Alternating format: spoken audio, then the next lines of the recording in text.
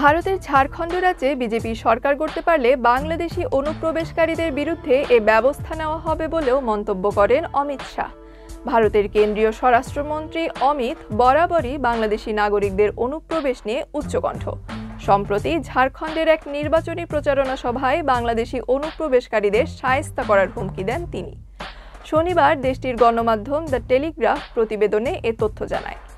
ঝাড়খণ্ড রাজ্যের আসন্ন বিধানসভা নির্বাচনকে সামনে রেখে শুক্রবার রাজ্যের সাহেবগঞ্জ জেলায় পরিবর্তন যাত্রা নামের প্রচারণা অনুষ্ঠানের উদ্বোধন উপলক্ষে আয়োজিত সমাবেশে দেওয়া ভাষণে অমিত শাহ বলেন, বাংলাদেশি অনুপ্রবেশকারীদের উল্টো করে ঝুলিয়ে সিধে করে দেওয়া হবে।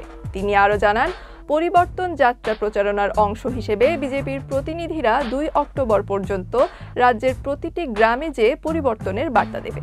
পরিবর্তন প্রসঙ্গে অমিত শাহ বলেন, কিসের জন্য পরিবর্তন?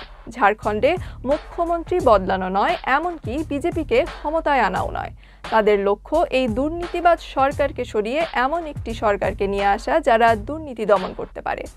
অমিত শাহ সবাইকে ঝাড়খণ্ডে বিজেপি সরকার গঠনের জন্য আবেদন জানান এবং প্রত্যেক বাংলাদেশি অনুপ্রবেশকারীকে উল্টো করে ঝুলিয়ে সিধে করে দেওয়ার ঘোষণা দেন।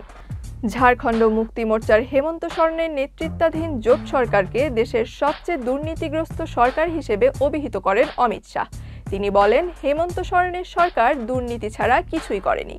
এই সরকার দেশের সবচেয়ে দুর্নীতিবাজ সরকার।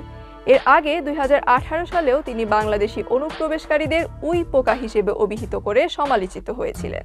সে সময় 3 দিনের ব্যবধানে অন্তত 2 বার বিজেপির তৎকালীন সভাপতি অমিত শাহ উল্লেখ করেন, বাংলাদেশ থেকে লাখো মানুষ উই পোকার মতো ভারতে অবৈধভাবে অনুপ্রবেশ করছে এবং তাদেরকে নির্মূল করা উচিত।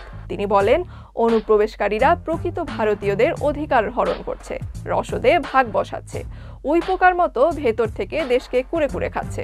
ওদের প্রত্যেককে খুঁজে বের করা হবে, তারপর ফেরত পাঠানো হবে।